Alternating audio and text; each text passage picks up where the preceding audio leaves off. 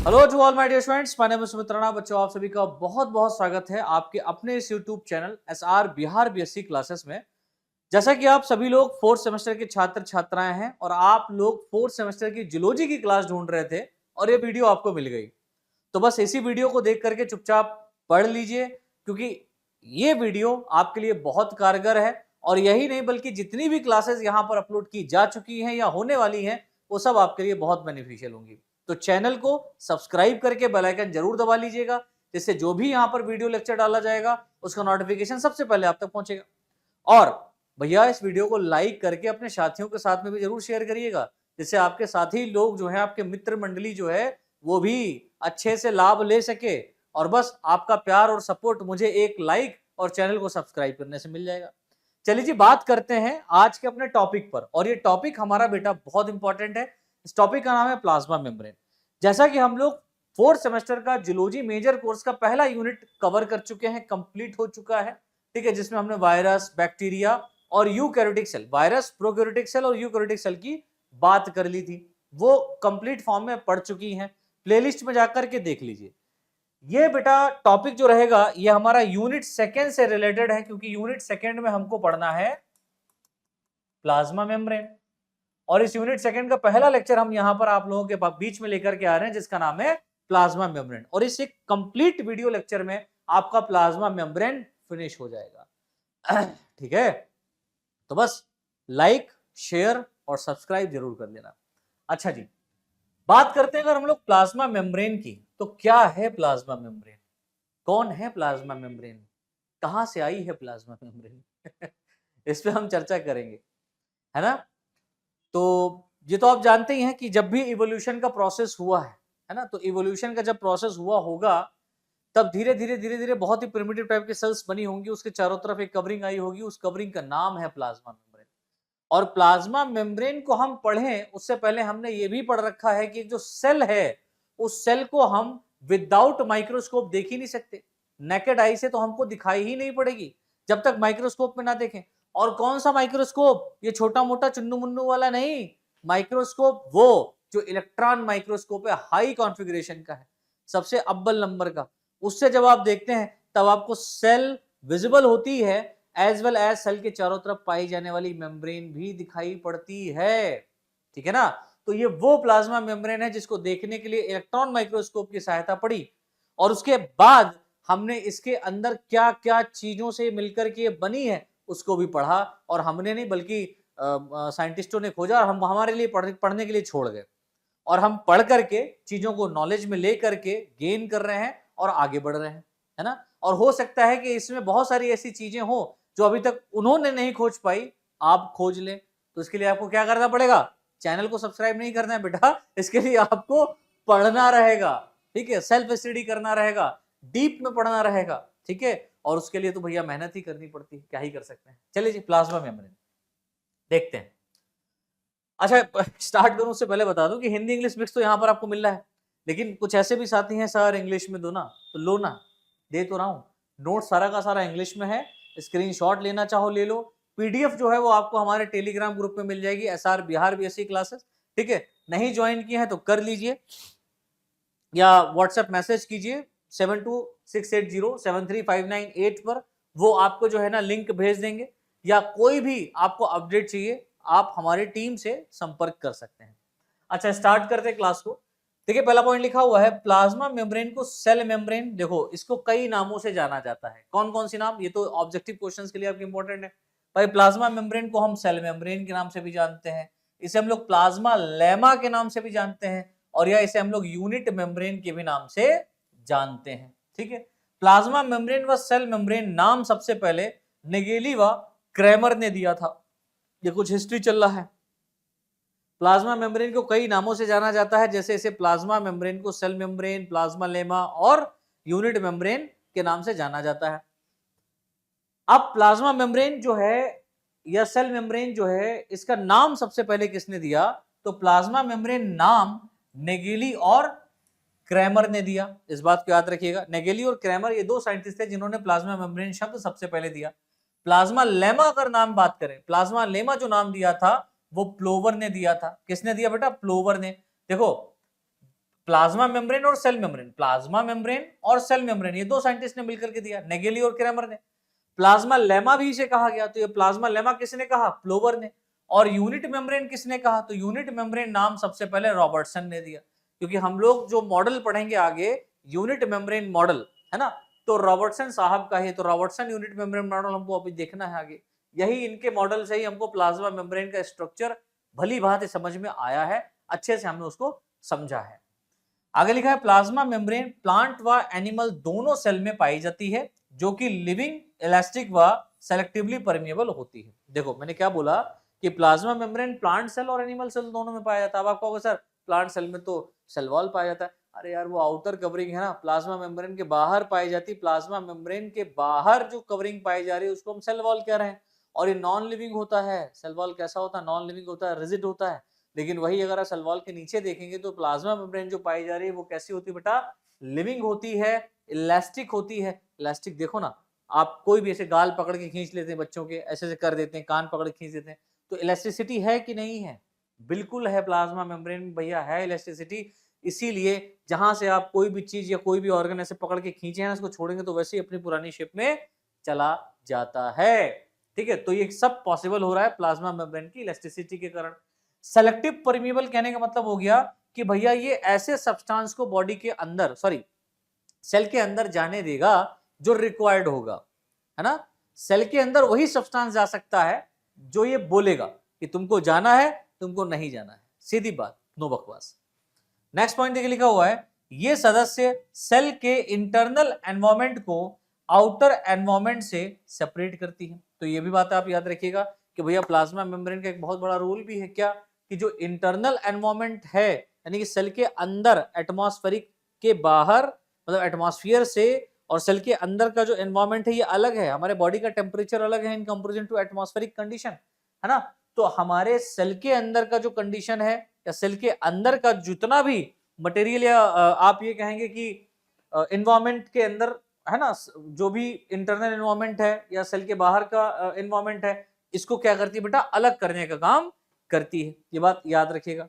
तथा इसके अलावा ये मेम्ब्रेन सेल में इंटर करने वाले माइक्रोमोलिक्यूल आयंस पर भी कंट्रोल करके साइटोप्लाज्म व आउटर एटमॉस्फेरिक के बीच में आयन कंसंट्रेशन को भी मेंटेन करती है। तो भैया आयन कंसंट्रेशन जो मेंटेन हो रहा है वो सेल के अंदर कितना आयन जाएगा, कितना नहीं जाएगा, ये तय करने वाली सिर्फ एक ही है, जिसका नाम है सेल मेम्ब्रेन।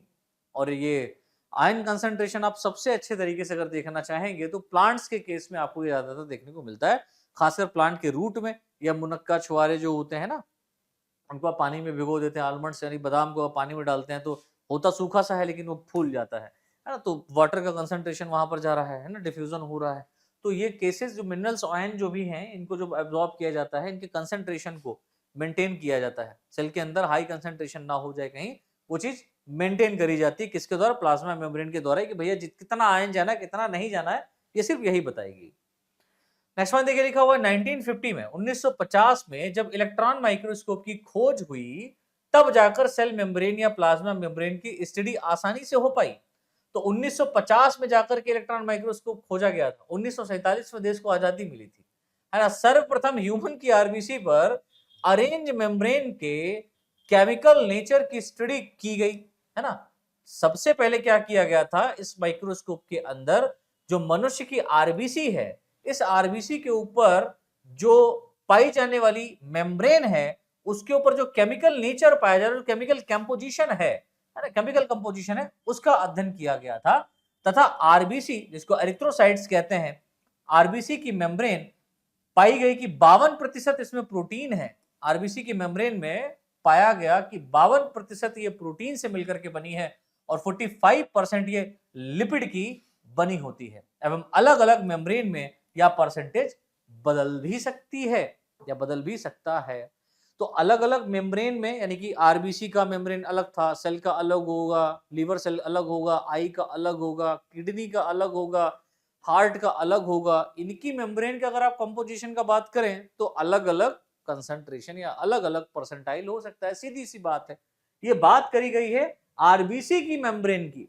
आरबीसी की मेम्ब्रेन के ऊपर जो केमिकल नेचर है उसको जब देखा गया तो उसमें 52% क्या मिला, प्रोटीन, और 42% क्या मिला, लिपिड। इस बात को याद रखिएगा, बहुत इंपॉर्टेंट पॉइंट है ये। नेक्स्ट पॉइंट देखिए लिखा हुआ है, अब हम बात करते हैं कंपोजिशन ऑफ प्लाज्मा मेम्ब्रेन की। भैया प्लाज्मा मेम्ब्रेन बना कैसे है ना, इसका कंपोजिशन कैसे हुआ है, इस पर हम चर्चा करेंगे। थोड़ा सा ऐसे कर लेता हूं जिससे आपको नीचे का दिखाई पड़े। देखिए लिखा हुआ है, प्लाज्मा मेम्ब्रेन मुख्यतः दो कंपोनेंट से मिलकर के, है ना, बनता है, या दो कंपोनेंट से प्रोड्यूस होती है, जिन्हें फास्फोलिपिड और प्रोटीन कहते हैं।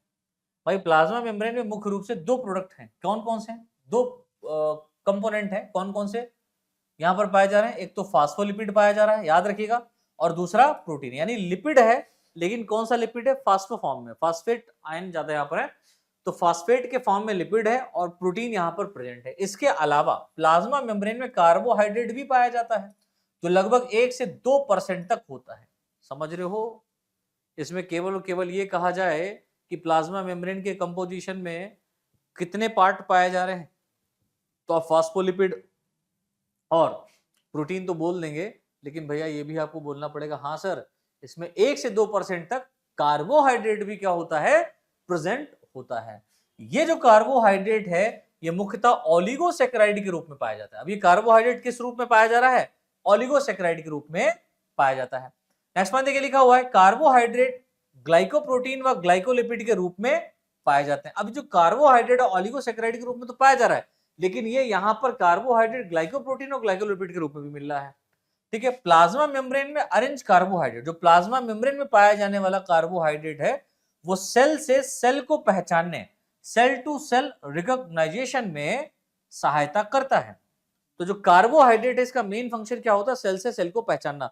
जैसे हम सभी जानते हैं कि हम लोग कभी कभी बिना हाथ धोए भी कुछ खा पी लेते हैं, या किसी का जूठा खा लिए हैं। अब आप सभी को पता है कि सामने वाला या हमारा हैंड के ऊपर जो बैक्टीरिया है या जो माइक्रो ऑर्गेनिज्म है वो हमारे बॉडी के अंदर जाएगा। अब जो हमारे बॉडी के अंदर ये जो माइक्रो ऑर्गेनिज्म जा रहा है, तो ये भी तो भैया एक सेल ही है। इस सेल के अंदर भी प्लाज्मा मेम्ब्रेन है कि नहीं है, बिल्कुल है भैया, सेल में प्लाज्मा मेम्ब्रेन है। तो ये सेल जब हमारे सेल के कांटेक्ट में आएगी तो हमारा सेल ये कैसे पहचानेगा कि भैया हमारा सेल कौन सा है और तुम्हारा सेल कौन सा है ना, बैक्टीरियल सेल कौन सा है और हमारे बॉडी का सेल कौन सा है। तो ये बैक्टीरियल सेल और अपने बॉडी के सेल का डिफरेंशिएशन करती है किसकी वजह से, कार्बोहाइड्रेट की प्रेजेंस की वजह से। तो कार्बोहाइड्रेट का पाया जाना ये तय करता है कि सेल टू सेल रिकॉग्नाइज किया जा सके, जिससे कोई भी हार्मफुल बैक्टीरिया हमारे बॉडी के अंदर आकर के हमें इन्फेक्ट ना कर पाए, और अगर आया भी है तो उसके लिए हमारी आर्मी, बॉर्डर वाली नहीं, हमारे बॉडी के अंदर वाली आर्मी, एंटीबॉडीज जिनको कहते हैं, एंटीबॉडीज कहते हैं, ये एंटीबॉडीज क्या करेंगी, उसको खत्म कर देंगी, किल कर देंगी। ठीक है ना, आगे देखिए लिखा हुआ है, अर्थात अपनी व पराई सेल में डिफरेंस, है ना, इसी कंपोनेंट्स के कारण होता है। जैसे लीवर की सेल को अगर किडनी में डाल दें, अब अपनी सेल, अच्छा ये भी बात है भैया, केवल और केवल ये फॉरेन जीन या फॉरेन सेल की बात नहीं हो रहा है, बॉडी के अंदर भी जितनी सेल पाई जा रही है, जैसे आंख का अलग सेल है, कार्डियो का मतलब हार्ट का अलग सेल है, किडनी का अलग सेल है, लीवर का अलग सेल है। तो इसमें कहा गया है कि किसी एक ऑर्गेनिज्म के अंदर का ही अगर मान लेते हैं हमने लीवर का सेल लिया अपने बॉडी का, और इस लीवर की सेल का हमने क्या किया, अपने ही बॉडी के किडनी में डाल दिया या हार्ट में डाल दिया, है ना, तो ये किडनी या हार्ट सेल लीवर की सेल को रिजेक्ट कर देगी, कहेगी नहीं तुम मेरी नहीं हो, तुम किडनी की हो, तुम हार्ट की हो, तुम लीवर की हो, तुम मेरी नहीं हो। कौन, सेल कह रही, मैं नहीं कह रहा, है ना।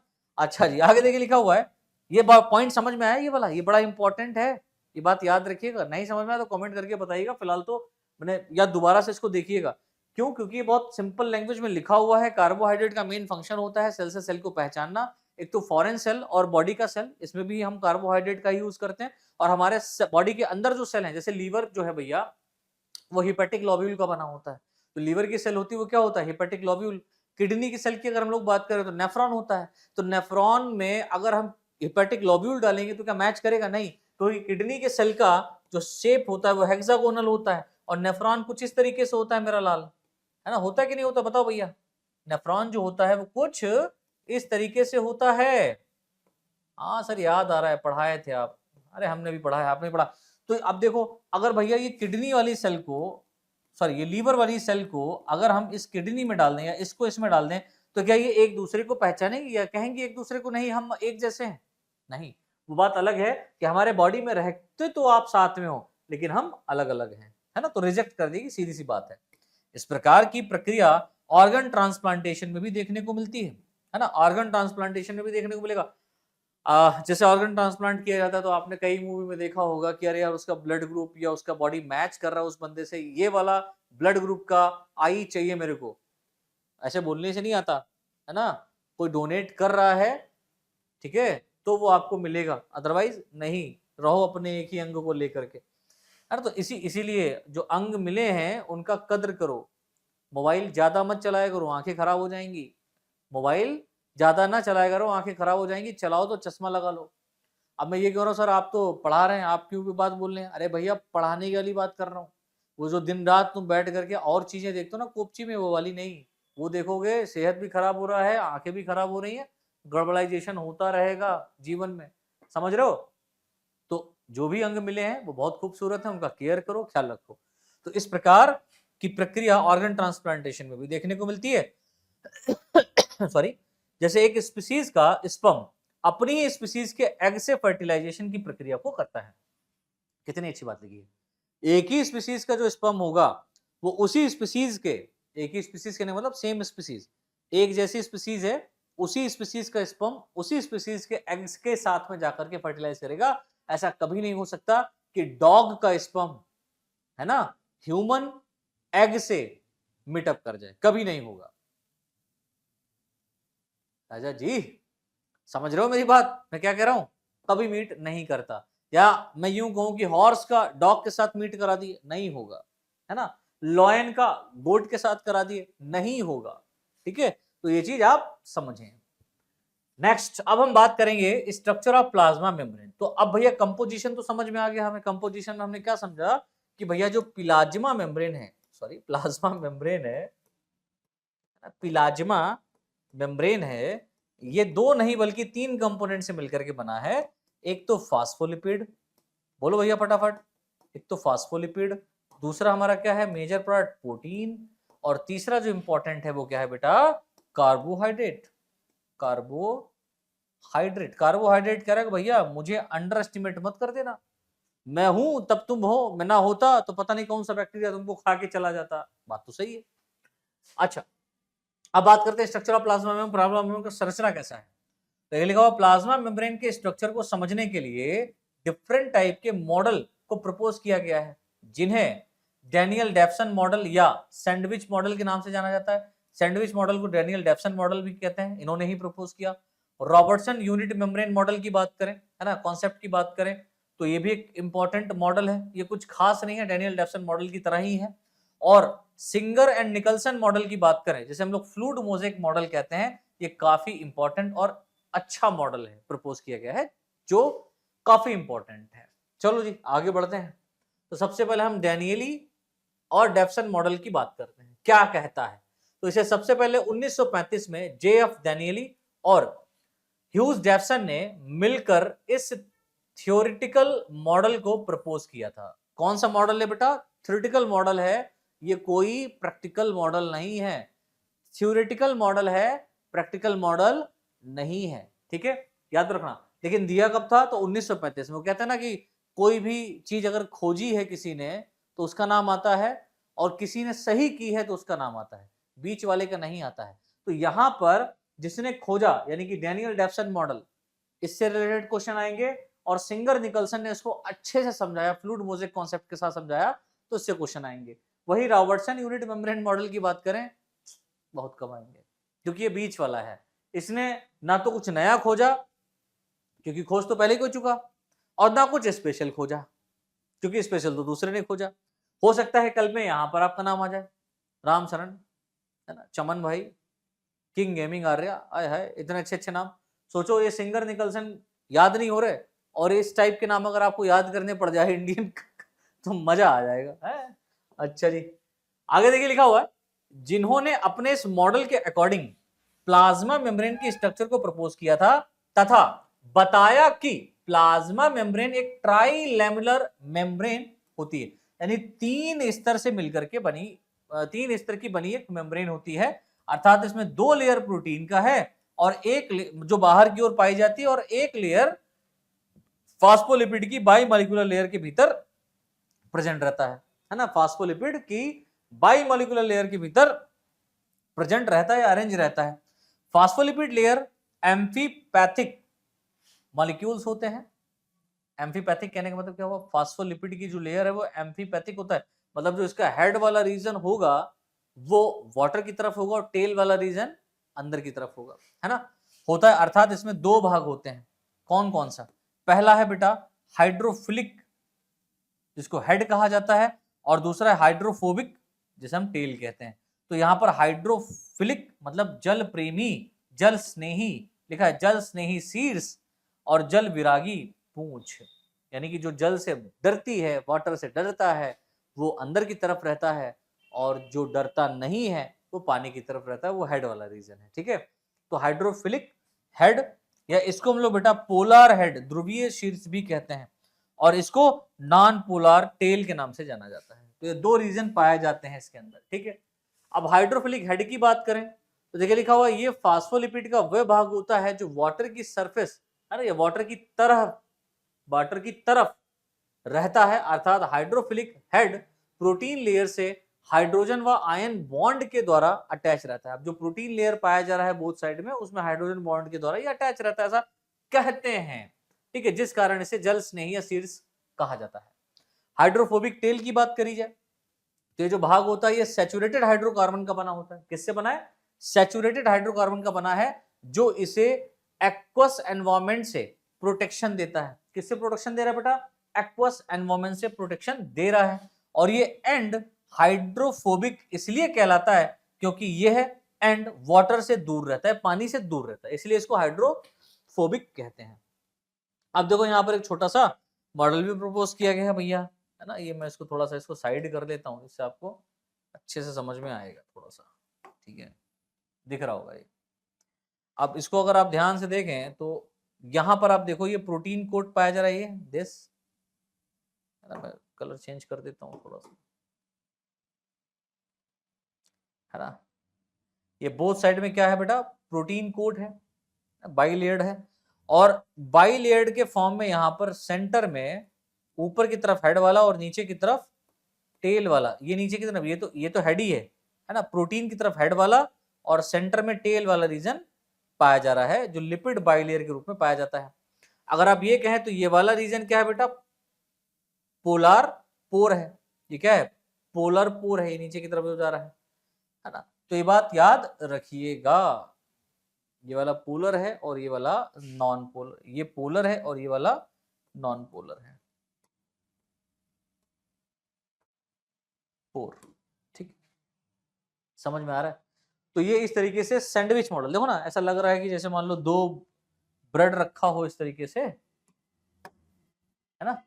एक ये ब्रेड है और इसके एक ये ब्रेड है, और जैसे ना बर्गर बना देते हैं और इसके बीच में आलू टिकिया भरी ऐसे, है ना। तो ये बर्गर क्या हो गया? ये प्रोटीन हो गया, और ये क्या हो गया बेटा?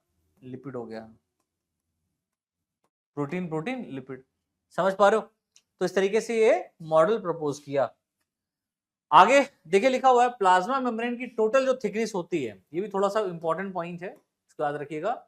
टोटल जो थिकनेस होती है वो 75 एंगस्ट्रॉम होता है, अर्थात 1 एंगस्ट्रॉम जो होता है वो 0.00000001 मिलीमीटर का होता है। ये इतना लंबा याद करने की रिक्वायरमेंट नहीं है। कितने टाइम जीरो है? तो 4 6 7 7 टाइम 0 1, 0.7 टाइम 0 और 1, है ना, मिलीमीटर का होता है। टेल रीजन की बात करें तो एक दूसरे से वॉन्डर वाल फोर्स के द्वारा आपस में अटैच रहती हैं। ठीक है, तो टेल वाला रीजन है वो एक दूसरे से वॉन्डर वाल फोर्स के द्वारा आपस में अटैच रखता है। अब हम बात करेंगे रॉबर्टसन यूनिट मेम्ब्रेन मॉडल। ये भी छोटा सा मॉडल है, कोई बहुत खास मॉडल नहीं है ना, उसको भी समझ लेते हैं। रॉबर्टसन ने इस मॉडल को 1959 में दिया, है ना। रॉबर्टसन भी इस बात को मानते थे कि प्लाज्मा मेम्ब्रेन में ट्राइलेमुलर स्ट्रक्चर होती है, अर्थात प्लाज्मा मेम्ब्रेन 2 प्रोटीन लेयर व 1 फास्फोलिपिड लेयर की बाईमॉलिक्यूलर लेयर से मिलकर के बना होता है। तो कुछ खास क्या बताया इन्होंने, कुछ नहीं बताया। रॉबर्टसन के अकॉर्डिंग सभी सदस्यों के सेल में पाई जाने वाली जो स्ट्रक्चर और फंक्शनल सिमिलरिटीज, जो स्ट्रक्चर और फंक्शनल रीजंस हैं या स्ट्रक्चरल और फंक्शनल कैरेक्टर हैं वो सिमिलर होते हैं, है ना। तो ऐसे लिख ले, स्ट्रक्चरल और फंक्शनल कैरेक्टर लक्षण सिमिलर होते हैं, समान होते हैं। एक विशेष बात यहां पर लिखी हुई है कि इन दोनों मॉडल को स्वीकार नहीं किया गया, क्योंकि भैया रॉबर्टसन ने भी वही दिया, डैनियल डेफसन ने भी वही दिया, डैनियल डेफसन का उठा के चिपका दिया रॉबर्टसन नाम लाने के लिए, आ भी गया तुक में, सबका नहीं आता है। तो ये दोनों मॉडल स्वीकार नहीं किए गए। क्यों नहीं किए गए? क्योंकि ये प्रोटीन की प्लाज्मा मेम्ब्रेन से सही अरेंजमेंट को नहीं बता पाए। ना ही तो रॉबर्टसन बता पाए, ना ही डैनियल डेफसन बता पाए कि प्रोटीन से प्लाज्मा मेम्ब्रेन का किस तरीके का अरेंजमेंट होता है, तो ये चीज नहीं बता पाए। दूसरी बात, ये प्लाज्मा मेम्ब्रेन की सेलेक्टिवली परमिएबिलिटी को भी नहीं समझा पाए। तो सेलेक्टिवली परमिएबिलिटी है भाई, जो पदार्थ हैं वो अंदर आएंगे, कुछ पदार्थ बाहर जाएंगे, ये चीज सेलेक्ट करके ही आता है ना। तो ये बात नहीं बता पाया। दूसरी बात क्या है कि ये प्लाज्मा मेम्ब्रेन की इलास्टिसिटी को सही रूप से समझा नहीं सके। भाई प्लाज्मा मेम्ब्रेन में इलास्टिसिटी है, ये बात ये नहीं बता पाए, ये भी इंपॉर्टेंट है। ठीक है, तो ये 3 पॉइंट यहां पर दिए गए जिसकी वजह से ये दोनों मॉडल रिजेक्ट होते हैं और इस बीच में एक नया मॉडल निकल के आता है जिसका नाम है सिंगर एंड निकलसन मॉडल, जिसे हम लोग फ्लूइड मोज़ेक मॉडल के नाम से भी जानते हैं। और भैया ये one of the best model है जिसे आपको याद करना है, पढ़ना है, रटना है, जो भी चाहो करो इसके साथ, लेकिन करो जरूर। क्या कहता है ये मॉडल? देखो, इस मॉडल को सिंगर और निकलसन ने 1972 में प्रपोज किया था। ये पॉइंट तो आपको याद ही रखना है, जो आपको याद करना ही करना है। तथा इस मॉडल के अकॉर्डिंग प्लाज्मा मेम्ब्रेन के स्ट्रक्चर को समझाना आसान है। ये जो फ्लूइड मोज़ेक मॉडल दिया ना सिंगर और निकलसन ने, इस मॉडल के आने के बाद में प्लाज्मा मेम्ब्रेन को समझना ऐसा हो गया जैसे कि हलवा खाना, है ना। तो इस मॉडल के अकॉर्डिंग प्लाज्मा मेम्ब्रेन एक सेमी फ्लूइड या क्वासी फ्लूइड यानी अर्ध तरल भाग होता है या पदार्थ होता है, एवं इस फ्लूइड में प्रोटीन मोज़ेक कॉन्सेप्ट में पाए जाते हैं।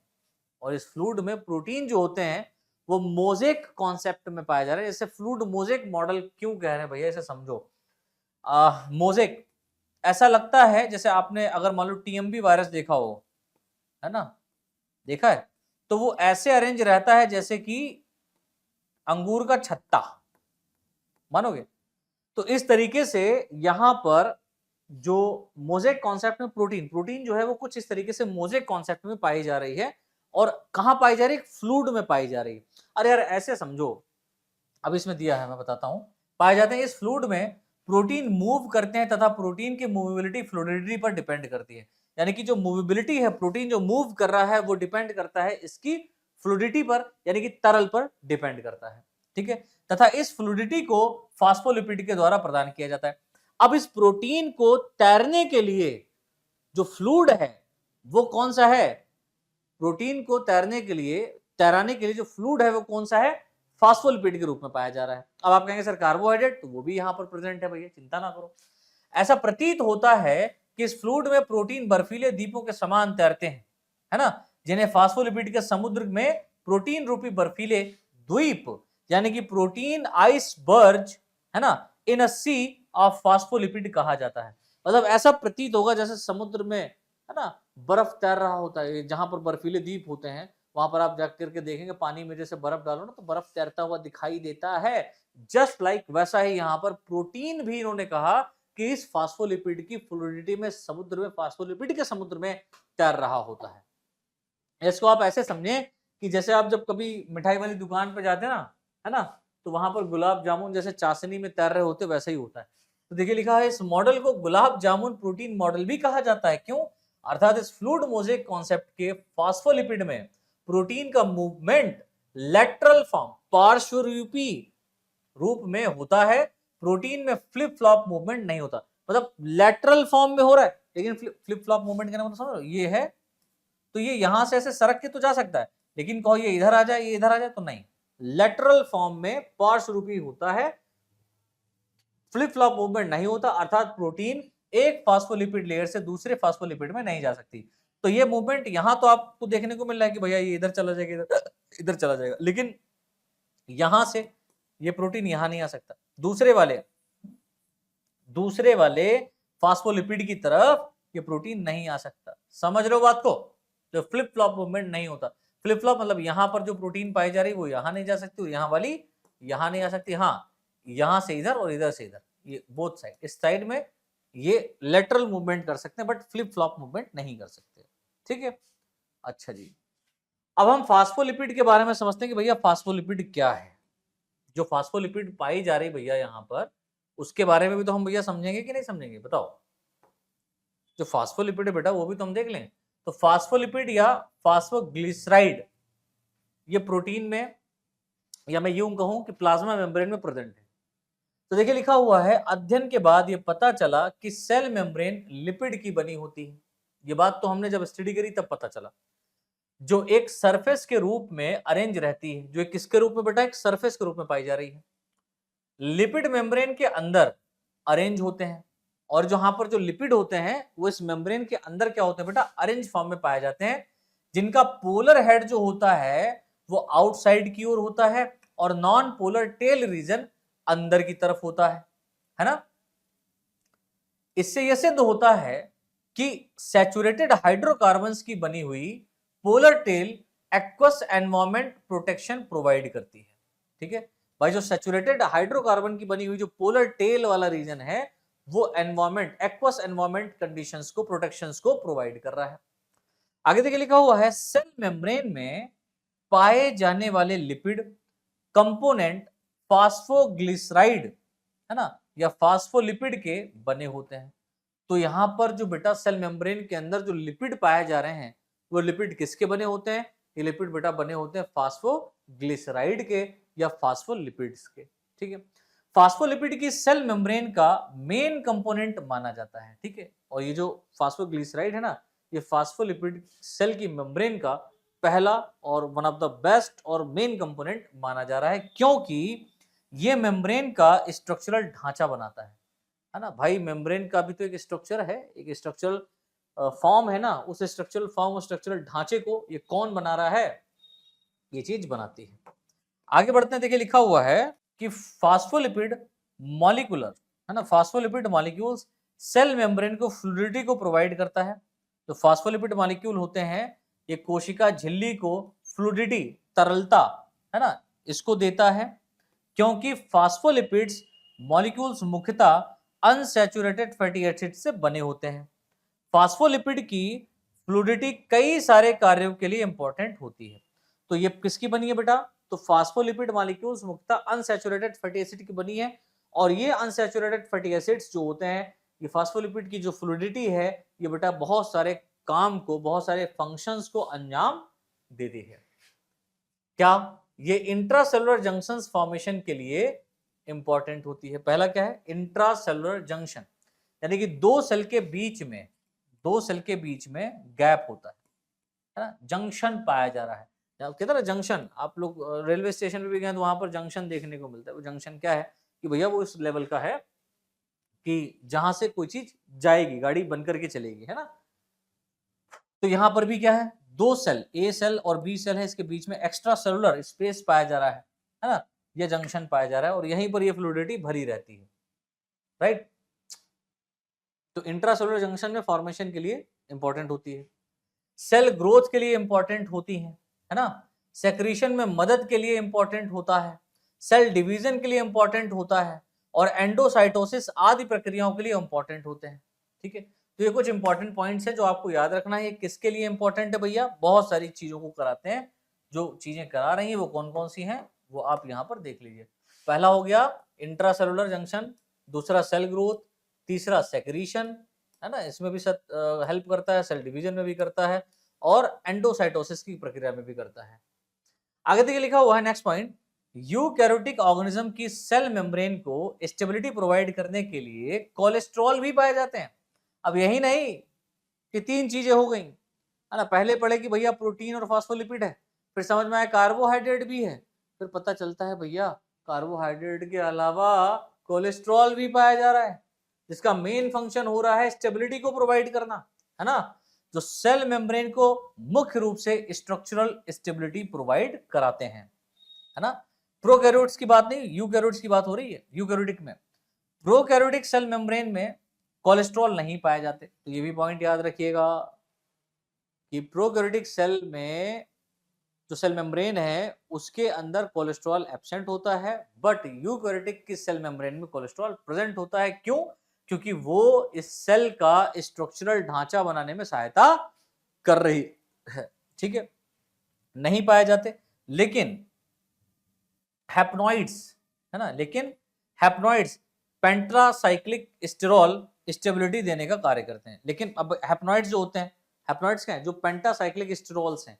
स्टेरॉइड तो नहीं है यहाँ पर, लेकिन पेंटासाइक्लिक स्टेरॉल पाया जा रहा है, जो कि इसकी सेल मेम्ब्रेन को स्टेबिलिटी प्रोवाइड करने के लिए पर्याप्त होता है, ठीक है। तो सारा पॉइंट कवर है यहाँ पर, है ना, बस आपको पढ़ने की देरी है। अब सीधी सी बात है, हमने भैया फास्फोलिपिड के बारे में देख लिया, है ना। अब हम बात करेंगे इसके अंदर पाई जाने वाली प्रोटीन के बारे में। प्रोटीन के बारे में भी खास बात देख लेते हैं, क्या है भैया। तो देखो लिखा हुआ है, सेल मेम्ब्रेन में पाई जाने वाली प्रोटीन को अलग करने की सुविधा के आधार पर इन्हें दो भागों में बांटा गया। तो प्लाज्मा मेम्ब्रेन में, जो प्लाज्मा मेम्ब्रेन के अंदर या लिपिड के अंदर जो प्रोटीन पाई जा रही है वो दो रूप में पाई जा रही है। पहली जो है वो है पेरिफेरल या एक्सट्रिंसिक प्रोटीन, दूसरी है इंटीग्रल या इंट्रिंसिक प्रोटीन। इंटीग्रल मतलब अंदर की तरफ धसी हुई, और पेरिफेरल मतलब ऊपर की तरफ सतह पर पाई जा रही। मतलब ये एक लेयर है, मान लो फास्फोलिपिड का, इसमें कुछ प्रोटीन यहाँ पर ऐसे पाई जा रही है और कुछ प्रोटीन इस तरीके से धसी हुई है ना। तो इस बात को याद रखना। हम सबसे पहले बात करेंगे पेरिफेरल या एक्सट्रिंसिक प्रोटीन की। इस प्रकार की प्रोटीन लिपिड लेयर की दोनों सतह पर पाई जाती है और इन्हें सिंपल फॉर्म में अलग किया जा सकता है। स्पेक्ट्रीन एक हेलिकल एक्सट्रिंसिक प्रोटीन होती है, देखो नाम भी लिखा है। जो स्पेक्ट्रीन है ये एक प्रकार की प्रोटीन है जो हेलिकल एक्सट्रिंसिक प्रोटीन के रूप में जानी जाती है, जो मेम्ब्रेन की साइटोसोलिक सरफेस पर पाई जाती है। ये प्रोटीन इंट्रिंसिक प्रोटीन से अटैच रहती है। अब ये जो प्रोटीन है कौन सी वाली, पेरिफेरल या एक्सट्रिंसिक प्रोटीन, ये अटैच है इंट्रिंसिक प्रोटीन से, है ना। इंट्रिंसिक मतलब इंटीग्रल प्रोटीन से अटैच रहती है। स्पेक्ट्रीन प्रोटीन को साइटोस्केलेटन का भाग माना जाता है। भाई स्पेक्ट्रीन प्रोटीन क्या है? ये एक प्रकार की साइटोस्केलेटन का भाग माना जा रहा है। प्लाज्मा मेम्ब्रेन में लगभग 30 प्रकार के एंजाइम पाए जाते हैं, पहली बात, जिनमें एटीपीएज मोस्ट इंपॉर्टेंट होता है। अब प्लाज्मा मेम्ब्रेन के अंदर करीबन 30 प्रकार के एंजाइम पाए जा रहे हैं, और इसमें भी सबसे इंपॉर्टेंट पता कौन सा है? एटीपीएज, जो एटीपी का फॉर्मेशन कराने में सहायता करता है, ठीक है। तथा यह एंजाइम मेम्ब्रेन में एक्टिव ट्रांसपोर्ट में सहायता करता है। ये एंजाइम क्या कर रहा है? मेम्ब्रेन के अंदर एक्टिव ट्रांसपोर्ट कराने का सॉरी सहायता कर रहा है। आगे देखिए लिखा हुआ है इंटीग्रल या इंट्रिंसिक प्रोटीन। ये क्या कह रहा है? ठीक है, ये प्रोटीन मेम्ब्रेन के भीतर पार्शियली फॉर्म में या तो थोड़ी सी धसी हुई है ना, पार्शियली फॉर्म में धसी या फुल्ली एम्बेडेड है ना, पार्शियली या कंप्लीटली एम्बेडेड रहती है। तथा इन प्रोटीन को आसानी से सेपरेट नहीं किया जा सकता, इन्हें आप आसानी से अलग नहीं कर सकते। कुछ प्रोटीन मेम्ब्रेन के आर पार भी पाए जाते हैं, जिन्हें टनल प्रोटीन कहते हैं। और जो टनल प्रोटीन है ना बेटा, ये टनल प्रोटीन मेनली ट्रांसपोर्टेशन में सहायता करते हैं। सेल के अंदर से बाहर कौन चीज जाएगी और सेल के बाहर से सेल के अंदर कौन सी चीज आएगी, ये बात तय करने वाले हैं कौन? ये वाले टनल प्रोटीन्स, ठीक है। तो कुछ डायग्राम बेटा यहाँ पर देखिए बना हुआ है, बहुत बढ़िया डायग्राम भी मेरे को लगा, ठीक है। यहाँ पर आप देख पा रहे हो ये फास्फोलिपिड पाया जा रहा है बेटा। ये जितना भी स्ट्रक्चर आप देख रहे हो रेड कलर का, ये फास्फोलिपिड है, और इसमें इस तरीके से बेटा टेल वाला रीजन ये प्रेजेंट है, लाइक दिस, है ना, ये टेल वाला रीजन पाया जा रहा है। तो फास्फोलिपिड का एक क्या पाया जा रहा है बेटा? फ्लूइडिटी पाया जा रहा है फास्फोलिपिड का। ऐसे मान लो कि भैया ये फास्फोलिपिड का, मैं लिख दे रहा हूं, फास्फोलिपिड का ये समुद्र पाया जा रहा है। फास्फोलिपिड का क्या पाया जा रहा है बेटा?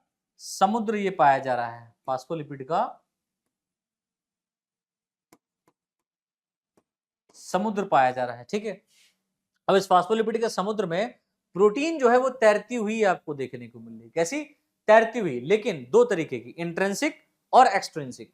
इंट्रिंसिक प्रोटीन और एक्सट्रिंसिक प्रोटीन के रूप में देखने को मिल रही है। तो यहाँ पर जो प्रोटीन है वो कुछ ये वाला देख रहे हो, ये कलर, ये जो प्रोटीन है बेटा इसको टनल प्रोटीन कह रहे हैं, क्योंकि आर और पार धसी हुई है ना, इसको क्या कह रहे हैं बेटा, प्रोटीन, टनल प्रोटीन कह रहे हैं, या इसमें प्रोटीन चैनल भी इसको हम कहते हैं, टनल प्रोटीन भी कह रहे हैं इसको, टनल प्रोटीन, ठीक है, टनल प्रोटीन। और यहां पर आप देखो ये क्या है, ये ऊपर की तरफ नीचे की तरफ ये फास्फोलिपिड है ना, ऊपर की तरफ, और ये वाला पोर्शन और ये वाला पोर्शन, ये दोनों मिलाकर के क्या है बेटा, ये दोनों मिलाकर के फास्फोलिपिड का बाइलेयर है। इसमें ये प्रोटीन पाया जा रहा है, ये वाला यहां पर लिखा ही होगा, ये क्या है बेटा, ये प्रोटीन है एक तरीके का, है ना। प्रोटीन दो टाइप की यहां पर देखने को मिल रही है ना, एक्सट्रिंसिक और इंट्रिंसिक। ये वाला जो पेरिफेरल मेम्ब्रेन की तरफ प्रोटीन पाया जा रहा है, ठीक है, जो पेरिफेरी की तरफ है, पेरिफेरी की तरफ है, ठीक है, इसको हम लोग एक्सट्रिंसिक प्रोटीन के नाम से जानते हैं। इंट्रिंसिक प्रोटीन ये है, राइट, इंट्रिंसिक प्रोटीन ये पाई जा रही है। और यहां पर आप देखिए इस प्रोटीन के ऊपर कहीं कहीं पर ये ग्लाइकोप्रोटीन भी प्रेजेंट है, प्रोटीन विद कार्बोहाइड्रेट अटैच, है ना। ये ग्लाइकोप्रोटीन देखो, ये वाला, ये दिस, ये देख रहे हो, ये ब्रांच फॉर्म में, ये अलग अलग तरीके का, ये इस तरीके का देखने को मिल रहा है, दिस इज द ग्लाइकोप्रोटीन, है ना। प्रोटीन के साथ अटैच रहता है ये ग्लाइकोप्रोटीन या कार्बोहाइड्रेट। एक्चुअल में क्या है ग्लाइकोप्रोटीन, प्रोटीन क्या है यार, ग्लाइकोप्रोटीन कार्बोहाइड्रेट है यार, ये कार्बोहाइड्रेट यहाँ पर अटैच है।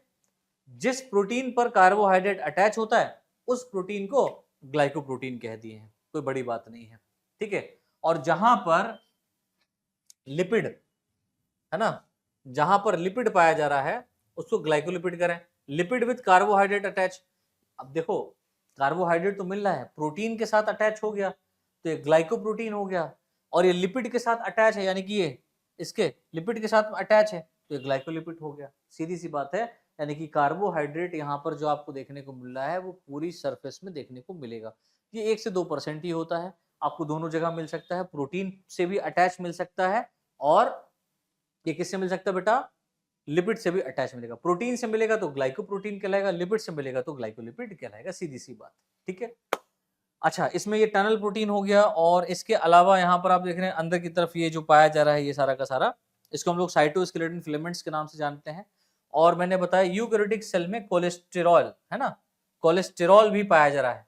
ये कोलेस्टेरॉल क्या कर रहा है, प्लाज्मा मेम्ब्रेन की स्टेबिलिटी को बनाने में सहायता कर रहा है। अच्छा, कुछ स्पाइरल प्रोटीन भी आपको देखने को मिल रहा है, लाइक दिस, कुछ स्पाइरल प्रोटीन भी यहाँ पर देखने को मिलती है, राइट। तो आई होप इतना समझ में आपको आया होगा। आगे बढ़ते हैं, अब हम बात करेंगे इस प्लाज्मा मेम्ब्रेन के फंक्शन के बारे में। मैंने बोला ना इस एक कंप्लीट वीडियो लेक्चर में आपका प्लाज्मा मेम्ब्रेन खत्म कर दूंगा, इसके बाद आपको कोई भी दूसरी वीडियो देखने की रिक्वायरमेंट नहीं पड़ेगी, ये वादा है मेरा। अब हम बात करते हैं फंक्शन ऑफ प्लाज्मा मेम्ब्रेन। एक बड़ा सा लॉन्ग क्वेश्चन आपका तैयार हो गया। सबसे पहला फंक्शन ट्रांसपोर्टेशन में है ना, ट्रांसपोर्ट में क्या फंक्शन है, तो ट्रांसपोर्ट ये पैसिव वाइज भी कराता है और एक्टिव ट्रांसपोर्ट भी कराता है। सबसे पहले पैसिव ट्रांसपोर्ट देखते हैं, देखिए लिखा हुआ है, इस प्रकार का ट्रांसपोर्ट कंसंट्रेशन ग्रेडियंट के साथ साथ होता है, हाई कंसंट्रेशन से लो कंसंट्रेशन की तरफ मूव करना, ठीक है, कंसंट्रेशन ग्रेडियंट यही होता है। अर्थात इस प्रकार का जो ट्रांसपोर्ट होता है वो हाई कंसंट्रेशन से लो कंसंट्रेशन की तरफ होता है, तथा इस प्रकार के ट्रांसपोर्ट में एनर्जी की रिक्वायरमेंट नहीं होती। यहां पर एनर्जी की रिक्वायरमेंट नहीं है। वाटर का भी ट्रांसपोर्ट हाई से लो की तरफ होता है, जिस क्रिया को ऑस्मोसिस कहते हैं। अब पैसिव ट्रांसपोर्ट में किसी भी टाइप की एनर्जी की रिक्वायरमेंट नहीं लगती, एनर्जी लगती ही नहीं, पहली बात है ना। कुछ ऐसे भी पदार्थ होते हैं जिनका transport non polar phospholipid layer से नहीं हो पाता, लेकिन यह सेल के लिए इंपॉर्टेंट होते हैं, तो इसके लिए ट्रांसपोर्ट के लिए कैरियर प्रोटीन की आवश्यकता पड़ती है। तो कुछ ऐसे भी सब्सटेंस होते हैं तो सेल के अंदर जाना तो उनका जरूरी है, क्योंकि वो नहीं जाएंगे तो गड़बड़ हो जाएगा, है ना। सेल के अंदर जाना जरूरी, जिनको हम लोग नॉन पोलर फास्फोलिपिड से लेयर से बाहर नहीं ट्रांसपोर्ट कर पा रहे हैं, अंदर नहीं ले जा पा रहे हैं, तो इसके लिए यहाँ पर कैरियर प्रोटीन पाई जा रही है। वो क्या करेगी, इनको उठा करके अंदर ले जाने का काम करेगी। दूसरा है बेटा एक्टिव ट्रांसपोर्ट। इस प्रकार का जो ट्रांसपोर्ट होता है इसमें मेम्ब्रेन के आर पार लो कंसंट्रेशन से हाई कंसंट्रेशन की ओर जाता है। मतलब कुछ ऐसा पदार्थ जो सेल के अंदर ऑलरेडी है, ऐसे पदार्थ जो सेल के अंदर ऑलरेडी है लेकिन उसका कंसंट्रेशन सेल के बाहर ज्यादा है, बाहर है तो वेस्ट हो रहा है, सेल के अंदर उसको जाना है। जैसे ग्लूकोज मॉलिक्यूल की मैं बात करूं, है ना, आप कितना ढेर सारा खाते हो और उसमें बहुत सारा ग्लूकोज होता है, और वो ग्लूकोज सेल के अंदर पर्याप्त मात्रा में है, फिर भी आप खा रहे हो, तब ओबेसिटी आ जाती है, मोटापा बढ़ जाता है। तो वो ग्लूकोज जो है ना कन्वर्ट करना स्टार्ट हो जाता है ग्लाइकोजन में, उसको स्टोर करके हमारा बॉडी रखने लगता है, फैट बनाने लगता है। तो वो तो रिक्वायर्ड है ना, तो हाई कंसेंट्रेशन नहीं, सेल के ब्लड के अंदर ग्लूकोज हाई है, सॉरी ब्लड के अंदर ग्लूकोज मान लो बहुत ज्यादा है या कम है, ऐसे भी समझ, ब्लड के अंदर ग्लूकोज कम है, सेल के अंदर ग्लूकोज बहुत ज्यादा है, लेकिन इस ब्लड के अंदर का जो ग्लूकोज है इसको सेल के अंदर ही पहुंचाना है, तो उसको पहुंचाने के लिए यहाँ पर एनर्जी की रिक्वायरमेंट पड़ेगी। ठीक है, तो इस प्रकार का जो ट्रांसपोर्ट होता है वो मेम्ब्रेन के आर पार लो कंसंट्रेशन से हाई कंसंट्रेशन की तरफ होता है। इस प्रकार के ट्रांसपोर्ट में एनर्जी की रिक्वायरमेंट होती है। ठीक है, जिस कारण इसे एक्टिव ट्रांसपोर्ट कहते हैं। भैया जहां एनर्जी लग रहा है तो जाहिर सी बात है वो एक्टिव है ना, वहां पर एनर्जी लग रहा है वो एक्टिव है, जहां एनर्जी नहीं लग रहा है वो इनएक्टिव है, तो उसको पैसिव कह दिए, जिस कारण इसे एक्टिव ट्रांसपोर्ट कहते हैं। ये ट्रांसपोर्ट एक पंप के रूप में काम करता है। ठीक है, ये ट्रांसपोर्ट किस रूप में काम करता है बेटा? पंप के रूप में काम करता है। तो ये भी इसका एक फंक्शन हो गया। अच्छा, एक और इसका फंक्शन है एंडोसाइटोसिस कराना, सेल के अंदर कोई चीज लेकर के जाना, सेल के अंदर डिफरेंट टाइप की रिक्वायर्ड सब्सटेंस का आना एंडोसाइटोसिस कहलाता है। ये मुख्यतः दो प्रकार की होती है, एक तो होता है बेटा पिनोसाइटोसिस, एक होता है फैगोसाइटोसिस। पिनोसाइटोसिस कहने का मतलब होता है कि कोई भी लिक्विड सब्सटेंस जब सेल के अंदर आए तो उसको हम लोग पिनोसाइटोसिस कहते हैं, लेकिन सेल के अंदर ही आ रहा तो एंडोसाइटोसिस का एक पार्ट हो गया। अब मान लीजिए कोई सॉलिड सब्सटेंस को अगर सेल के अंदर लाना है तो वो क्या कहलाएगा? फैगोसाइटोसिस कहलाएगा, है ना। तो उसका नाम भी है, पीनो को मतलब हो गया कि सेल क्या कर रही है? ड्रिंक कर रही है, पानी को पी रही है, मतलब कुछ भी वो लिक्विड फॉर्म में ले रही है तो उसको ड्रिंकिंग ऑफ सेल बोलेंगे। और कुछ सॉलिड में अगर ले रहा है तो सेल ईटिंग, क्योंकि हम लोग सॉलिड पार्टिकल्स को खाते हैं और पानी को पीते हैं, है ना, वही से निकाला गया है। देखिए, लिक्विड सब्सटेंस का प्लाज्मा मेम्ब्रेन के द्वारा वेसिकल्स या बैग के समान पीनोसोम्स के रूप में इंटेक करना पीनोसाइटोसिस कहलाता है। आगे मैं डिटेल में इसका एंडोसाइटोसिस और एक्सोसाइटोसिस का डिटेल वीडियो बनाऊंगा। फैगोसाइटोसिस क्या कहता है? सॉलिड या कॉम्प्लेक्स सब्सटेंस का मेम्ब्रेन के द्वारा फैगोसोम्स के रूप में इंटेक करना, है ना। इसको हम किस रूप में ले रहे हैं? फैगोसोम्स के रूप में। इसको हम लोग पीनोसोम के रूप में। लिक्विड जो है उसका बैग बनना है पीनोसोम और सॉलिड है उसका बैग बनना है फैगोसोम, है ना। फैगोसाइटोसिस कहलाता है। एक्सोसाइटोसिस एक प्रोसेस है, इसको हम लोग बोलते हैं सेल वॉमिटिंग, यानी कि सेल के बाहर कोई चीज जा रही है। एंडोसाइटोसिस में दो चीज हो गया, पिनोसाइटोसिस और फैगोसाइटोसिस। अब बात आ रही सेल के बाहर भी तो कुछ निकालना है, कुछ वेस्टेज मटेरियल को, उसको बोलेंगे एक्सोसाइटोसिस, है ना। तो लिखा हुआ है सेल के द्वारा वेस्ट मटेरियल का प्लाज्मा मेम्ब्रेन से बाहर की ओर निकालना एक्सोसाइटोसिस कहलाता है। इसमें स्पेशली वेस्ट मटेरियल को, किसको? वेस्ट मटेरियल को प्लाज्मा मेम्ब्रेन के बाहर निकालते हैं। प्लाज्मा मेम्ब्रेन एक प्रकार की सेलेक्टिवली परमिएबल मेम्ब्रेन होती है, अर्थात इस मेम्ब्रेन स्पेसिफिक या सेलेक्टेड सब्सटेंस को ही ट्रांसपोर्ट करती है। अर्थात ये जो होते हैं मेम्ब्रेन, ये मेम्ब्रेन स्पेसिफिक या सेलेक्टेड सब्सटेंस को ही ट्रांसपोर्ट करेगी, इसके अलावा नहीं। सेल मेम्ब्रेन सेल को एक डेफिनेट शेप प्रोवाइड करती है। सेल मेम्ब्रेन क्या कर रहा है? सेल को एक डेफिनेट शेप भी प्रोवाइड कर रहा है बेटा, है ना, करती है। एक्सेप्शन अमीबा, अमीबा की सेल और ल्यूकोसाइट्स यानी कि डब्ल्यूबीसी। जो डब्ल्यूबीसी और अमीबा है ना, इसका कोई शेप नहीं होता। तो देखो हर जगह एक्सेप्शन तो होता है, आपके भी क्लासरूम में कोई ना कोई एक ऐसा एक्सेप्शन होगा जो बिल्कुल स्पेसिफिक होगा, या तो वो फेल होगा या तो वो टॉप करेगा, तो वो स्पेसिफिक है। और जो केवल पास हो रहे हैं अच्छे नंबरों से, वो हमारे तुम्हारे जैसे लोग, है ना, वो डर्रा पीट रहे हैं कि चल रहा है। लेकिन कुछ स्पेसिफिक हैं जो ऑल इंडिया रैंक 1 लेकर के आते हैं। समझ पा रहे हो मेरी बात को? तो ये अमीबा और ल्यूकोसाइट उन्हीं कैटेगरी में आते हैं, इनके जैसा कोई नहीं। तो इस तरीके से बेटा हमारा ये सेल मेम्ब्रेन कंप्लीट होता है। बहुत इंपॉर्टेंट है बेटा, प्लाज्मा मेम्ब्रेन या सेल मेम्ब्रेन आता है एग्जाम में, पूछा जाता है एक लॉन्ग क्वेश्चन के रूप में। इसके अलावा मुझे नहीं लगता कि इससे रिलेटेड आपको और भी कुछ पढ़ना है। हमने तीनों मॉडल यहाँ पर समझ ली, है ना, जो इसके स्ट्रक्चर में दिया गया है।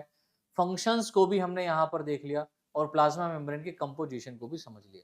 तो इस कंप्लीट वीडियो लेक्चर में हमने प्लाज्मा मेम्ब्रेन के बारे में अच्छे से समझा है। मिलते हैं नेक्स्ट वीडियो लेक्चर में, तब तक के लिए आप सभी लोग चैनल को सब्सक्राइब करके बेल आइकन जरूर दबा लीजिए, क्योंकि आगे बहुत सारे लेक्चर यहाँ पर आप लोगों को मिलने वाले हैं। केवल जूलॉजी ही नहीं बल्कि बॉटनी, फिजिक्स और केमिस्ट्री की भी क्लासेस यहाँ पर आपकी आती रहेंगी। तो उसके लिए आपको हमारे चैनल को सब्सक्राइब करना है, बेल आइकन दबाना है, जिससे जो भी वीडियो लेक्चर यहाँ पर डाला जाएगा उसका नोटिफिकेशन सबसे पहले आप तक पहुंचेगा और आप अपनी बेहतर तैयारी कर सकें हमारे साथ। तो मिलते हैं नेक्स्ट लेक्चर में, तब तक के लिए आप सभी को जय हिंद, जय भारत।